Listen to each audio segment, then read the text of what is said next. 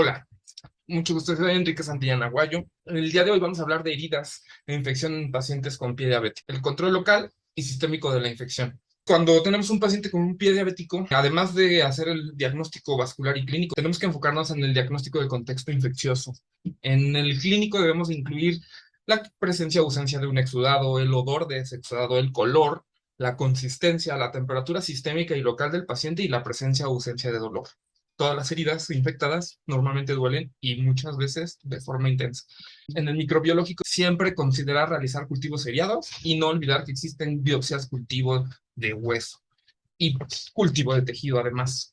Y en el contexto bioquímico y paraclínico, bueno, la presencia de los estándares que utilizamos para la presencia de infección, hablaremos en particular un poco de la procalcitonina, los estudios paraclínicos en donde las radiografías y la resonancia juegan un rol muy importante, pero también tenemos la gamografía, que puede ser simple o con leucocitos marcados, y muchas otras especialidades incluso están utilizando PET o SPECT para poder diagnosticar osteomielitis, por ejemplo. La epidemiología microbiológica de los pacientes con pie diabético es un poco variada y aunque existen muchos estudios, son de pobre calidad y pocos de ellos son prospectivos. En este estudio, por ejemplo, que es retrospectivo, se incluyeron 325 pacientes que requirieron 405 hospitalizaciones. Lo importante de este estudio es ver que ellos hicieron un cultivo de superficial y un cultivo a nivel profundo, en el que establecieron sensibilidades y especificidades. Bueno, en este contexto en específico, podemos observar que combinando la toma de un cultivo a nivel superficial y profundo, se incrementa la sensibilidad diagnóstica de estudio.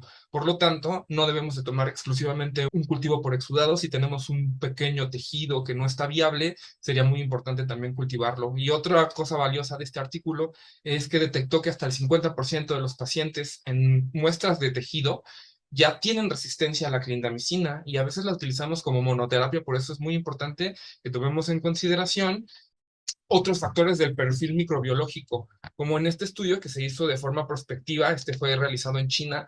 Lo elegí porque es el perfil más parecido a la microbiología que nosotros tenemos en México.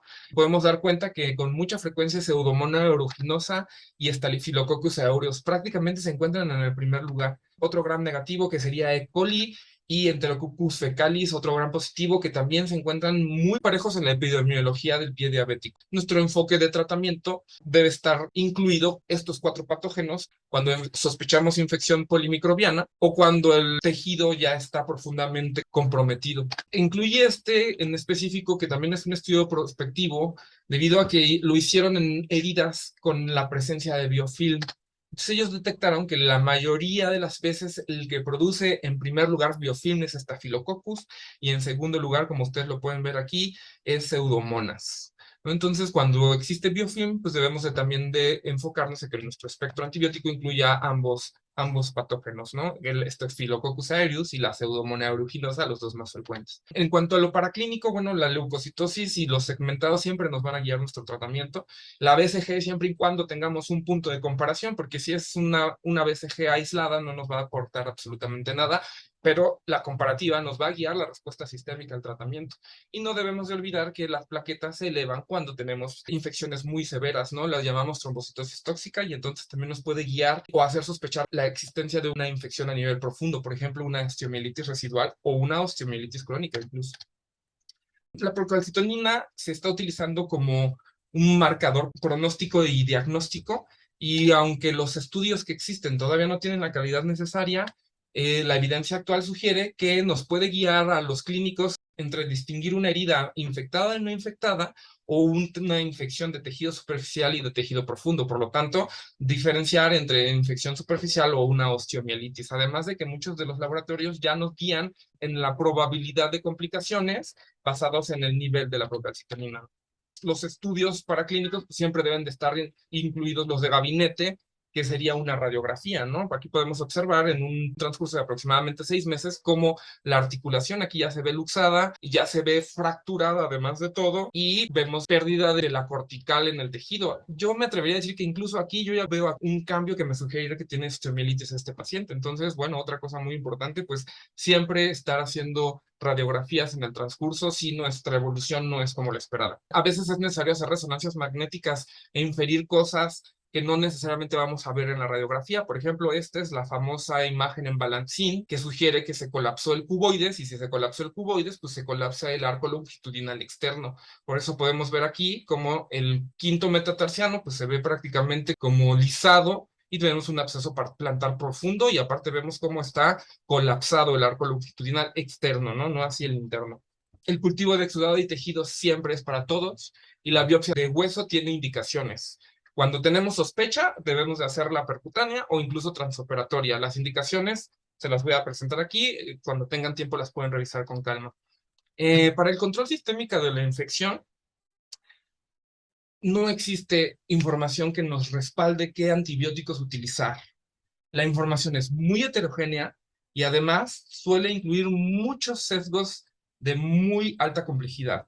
Por lo tanto, las conclusiones no son claras y la calidad de la evidencia es muy baja, por lo cual se tienen que diseñar protocolos de investigación con una alta calidad en el diseño de la investigación. Por lo tanto, lo mejor es basarse en el cultivo dirigido. Obviamente, si vemos un paciente que está muy grave, tenemos que iniciar un tratamiento empírico. Estas son las mejores opciones obtenidas de un artículo de revisión en avances en la farmacoterapia para el paciente con pie diabético. Se puede utilizar doximinociclina, normalmente se sugeriría combinada sola o con metronidazol, ceftriaxona sola con metronidazol o con clindamicina. Jamás la clindamicina sola, ya vimos que tiene 50% de resistencia de forma aislada.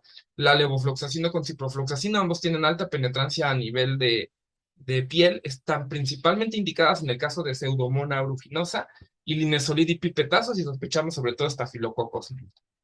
Para el control local, hay 4 factores que consideré que no deben de olvidar, como el control del edema, el control del biofilm, y yo hago un hincapié en la forma de curación de la herida. Yo considero que tiene menos beneficio para el paciente hacer la curación local de la herida, en donde solo la descubren, curan del centro hacia afuera y vuelven a cubrir la herida, porque finalmente la estructura anatómica siempre está al declive y el cuerpo suda, y también el sudor puede contener bacterias o la misma suciedad que se va acumulando alrededor de todo el tejido porque el paciente no lava la pierna de forma completa. Ese es un clúster para la presencia de unidades formadoras de colonia. Por lo tanto, es muy importante siempre incluir desde la articulación más próxima hasta el segmento anatómico más distal y considerar siempre la rehabilitación.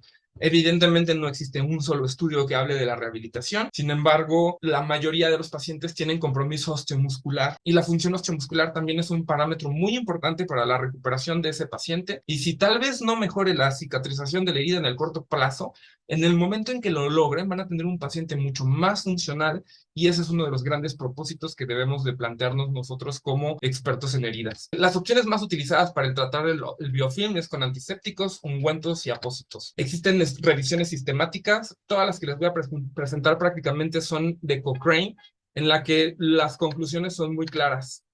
Hay muy pocos estudios, son muy pequeños y están pobremente diseñados. Lo único que se puede concluir es que utilizar un apósito con antimicrobiano puede incrementar el número de heridas que cicatrizan en un periodo de término medio. Esa es la primera conclusión, y que muy probablemente no existe diferencia entre efectos adversos relacionados en la terapia antibiótica sistémica y tópica.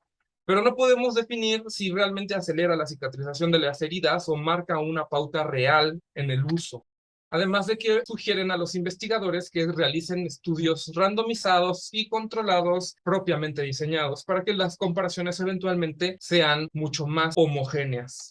Por lo tanto, debemos de hacer pautas de reporte de todos los estudios. Ya existen en muchos contextos para que los futuros estudios sistemáticos o los metaanálisis puedan tener resultados realmente objetivos. Por ejemplo, si nos vamos en el uso de agentes tópicos o apósitos basados en alginato, las mismas conclusiones. A pesar de que se usan de forma tan universalizada, no existen estudios randomizados ni controlados que nos permitan determinar la efectividad, y por lo tanto sugieren que se elaboren antes de llegar a conclusiones.